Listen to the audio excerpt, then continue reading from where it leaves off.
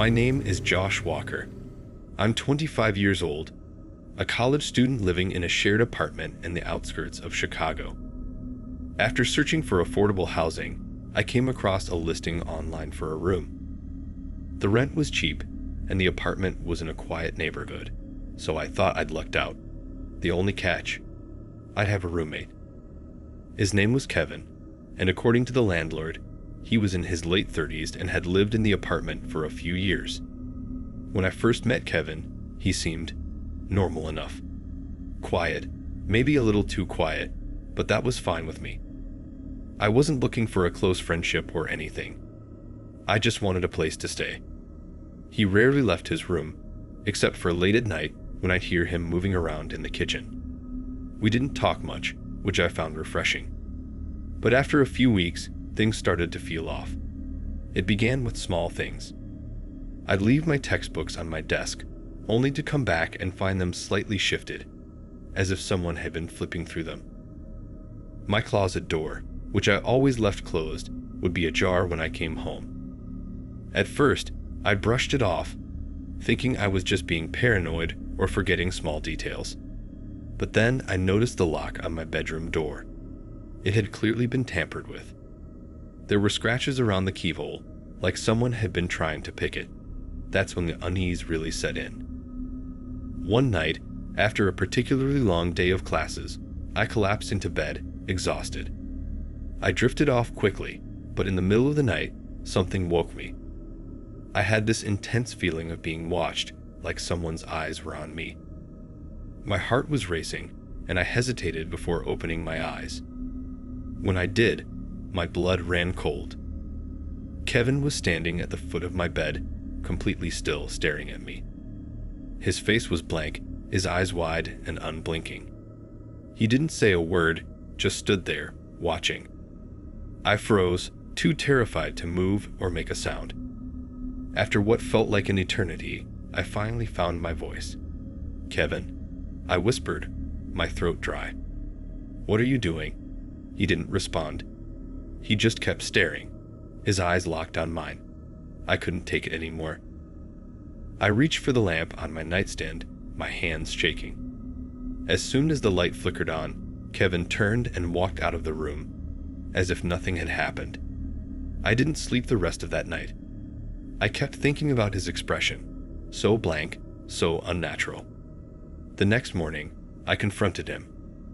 I knocked on his door, but there was no answer. I knocked harder, calling his name, but the apartment was silent. Eventually, I pushed the door open. The room was empty. Not just empty like he wasn't there, but completely cleared out. There was no furniture, no clothes, nothing. It was as if no one had ever lived there. My mind was racing. How could he have packed up and left so quickly? I was sure I heard him just hours ago. I called the landlord, hoping to get some answers. When I mentioned Kevin, there was a long pause on the other end of the line. "Kevin?" the landlord asked, sounding confused. "There's no one named Kevin living there. You're the only tenant." I hung up the phone, my hands trembling. My mind was spinning. Who was Kevin? Was I going crazy? Had I imagined the whole thing? It didn't make any sense. That night, I couldn't shake the feeling of being watched again. I tore through my room, looking for anything out of place. That's when I found it. Behind the mirror, hidden in the corner, was a small camera. I stared at it in disbelief, my stomach turning. Someone had been watching me this entire time. I yanked the camera out of the wall, my hands shaking uncontrollably. As I did, a small piece of paper fluttered to the ground. I picked it up, my heart pounding in my chest. Scrawled in messy handwriting were the words, "I'm still watching." I left the apartment that night. I didn't care about the lease or losing my deposit. I just wanted out. I packed whatever I could carry and found a cheap motel to stay in. Even now, weeks later, I can't shake the feeling that someone's still watching me. Every time I close my eyes, I see Kevin standing at the foot of my bed, staring with that empty expression. And sometimes, late at night, I hear footsteps outside my motel room door.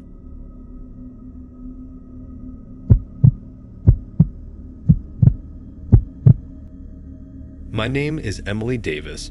I'm 27 years old, and I just moved to a small town in Oregon. After my last job fell through, I was desperate to find somewhere affordable to live. That's when I found the apartment listing. It was cheap in a quiet neighborhood and came with a roommate, Sarah. She was about my age, seemed friendly when we met, and we hit it off right away.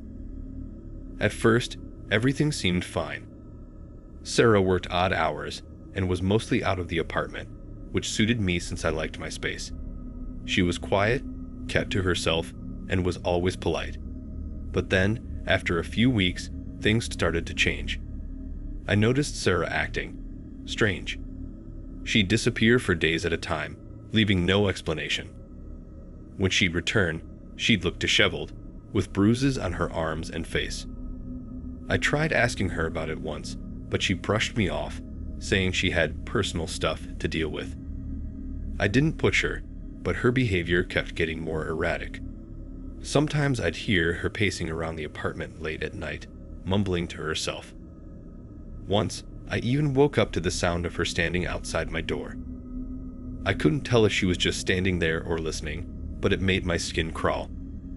I tried to convince myself I was just overthinking things, that maybe she was going through a tough time. But something about it felt wrong. One afternoon, Sarah didn't come home after being gone for 2 days. I took the chance to clean up the apartment a bit, and that's when I found it, her diary. It was hidden under her bed, wedged between the mattress and the frame. I know I shouldn't have opened it. It wasn't my business. But curiosity got the better of me. The first few pages were normal, just typical diary entries about her day or work. But then, I turned to a page that sent a chill down my spine. She had written about me, detailed entries about watching me, studying my habits, and how much she enjoyed being in the same apartment as me. At first, it seemed like harmless admiration, but then, as I flipped through more pages, the tone darkened.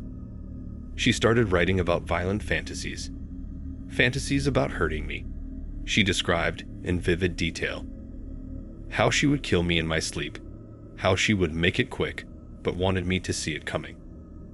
My hands started shaking as I read on, each entry more disturbing than the last. Sarah had been planning this for weeks, waiting for the right moment to carry it out. I dropped the diary, my heart pounding in my chest. I couldn't believe it. How could someone who seemed so normal be writing such terrifying things? I had to get out. I had to leave before she came back. But I wasn't thinking straight. Instead of packing my things and quietly disappearing, I confronted her. I don't know what I was thinking. When Sarah came home later that evening, I was waiting for her in the living room. I held the diary in my hand, and when she saw it, a slow smile crept across her face. "I see you found it," she said, her voice calm, almost amused. My stomach twisted. "Why?" I managed to ask, my voice barely above a whisper. She just stared at me for a moment before saying, "I was hoping you'd find it." Then she walked past me, into her room, and shut the door behind her like nothing had happened. I stood there frozen, my mind racing. She wasn't even denying it. She wanted me to know. That night, I locked my bedroom door and pushed a chair against it for good measure. I couldn't sleep, every sound making me jump. Around 2 a.m., I finally called the police. I didn't know what else to do. When they arrived, they searched the apartment, but Sarah was gone, vanished as if she had never existed. The police took the diary as evidence, but I knew they didn't take it seriously. They thought I was just overreacting. Maybe that Sarah had some mental health issues and ran off. But when I went back to my room, I found one final entry in the diary that hadn't been there before. Written in Sarah's messy handwriting were the words, "She'll never see it coming." I packed up and left that night. I didn't care about the lease, didn't care about losing my deposit. I just needed to get away. Even now, I'm constantly looking over my shoulder, wondering if Sarah's still out there, waiting, wondering if she's still watching.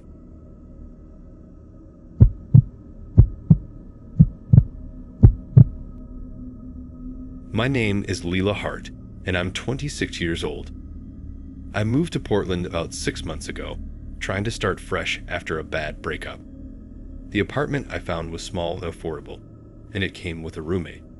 Her name was Kara, and she seemed really friendly when we first met. She was about my age, had dark hair and pale skin, and had this quiet, almost distant personality. I didn't mind. I'm not the type to need constant social interaction, so Kara's reserved nature actually seemed like a good fit for me. At first, things were fine. Kara mostly kept to herself, spending hours in her room or out late at night. She never really said where she went, but I didn't pry. We'd exchange a few words in the kitchen or living room. But otherwise, we lived separate lives. Then, about 2 months in, things started to get strange. Kara began staying up all night, pacing the apartment or sitting by the window, staring out into the street for hours. I'd wake up in the middle of the night to hear her whispering to herself, or sometimes I'd find her just standing in the hallway, completely still, as if waiting for something. Every time I asked if she was okay, she'd just shrug and say she was thinking about stuff. I chalked it up to stress or insomnia. But the more I saw, the more uneasy I became. One day, when Kara was out, I was cleaning up the apartment and found her phone on the coffee table. It had a cracked screen, but the messages were still readable. I know I shouldn't have, but curiosity got the better of me. I unlocked the phone and started scrolling through her texts and emails. They didn't make any sense. She had long conversations with someone named Alex, but all the responses were missing. There were hundreds of one-sided texts like, "I'll meet you there. Are you sure they don't know? And you're the only one who understands me." I checked her email next. It was even worse. She had been sending long, rambling emails to addresses that didn't exist, random combinations of letters and numbers, as if she were talking to ghosts. I started feeling sick.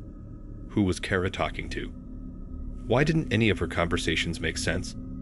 That night, I decided to confront her. When she came home, I showed her the phone and asked who Alex was.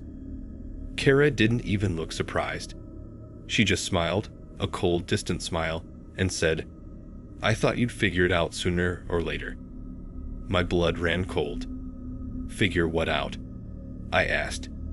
"That I'm not supposed to be here," she said, almost casually. "I mean, this isn't even my apartment." I felt a chill creep up my spine. "What do you mean it's not your apartment? You've been living here for months." Kara laughed, but it wasn't a normal laugh. It was hollow, empty. "I'm not Kara," she said softly. I stared at her, not understanding. "What are you talking about? Who are you?" She didn't answer. Instead, she turned and walked to her room, shutting the door behind her. I stood there, frozen, my heart racing. What the hell was happening? I wanted to leave, to pack my things and get out, but something kept me there. I needed to know the truth. The next day, I went to the landlord's office to ask about Kara. I told him something was wrong, that I didn't think she was who she said she was. He looked confused and pulled up the rental records. That's when I found out the truth. Kara had died 3 years ago. She had been the previous tenant, and after her death, no one had officially moved into the apartment. The records showed that the room was vacant, but clearly, someone had been living there, pretending to be her. I felt sick. Who was I sharing my apartment with? I rushed back home, my hands trembling. When I got there, I found Kara's door wide open, her room completely empty. The closet, the dresser, the bed, everything was gone. It was like she had vanished without a trace. All that was left was an old ID card with Kara's name on it and a note sitting on the floor. The note said, "I'll be back for my things." I called the police immediately, but by the time they arrived, there was no sign of her.